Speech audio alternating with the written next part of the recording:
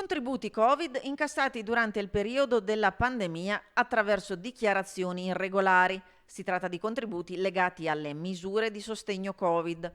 Nello specifico, l'attività della Guardia di Finanza di Vicenza ha consentito di accertare una frode complessiva per oltre 1.700.000 euro, con un'illecita percezione di sussidi statali per oltre 1.300.000 euro. L'erogazione di quasi 450.000 euro di contributi indebitamente richiesti ma non ancora riscossi invece è stata tempestivamente bloccata dai finanzieri.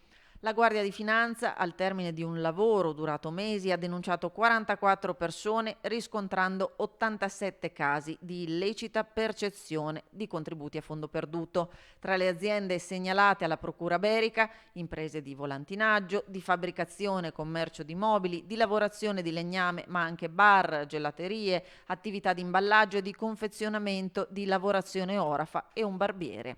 I controlli hanno interessato quasi tutto il territorio della provincia, da Vicenza a Bassano, ai principali comuni come Schio, Tiene, Asiago, Marostica, Rosà, Cornedo Vicentino, Due Ville, Sandrigo, Altavilla Vicentina e altri.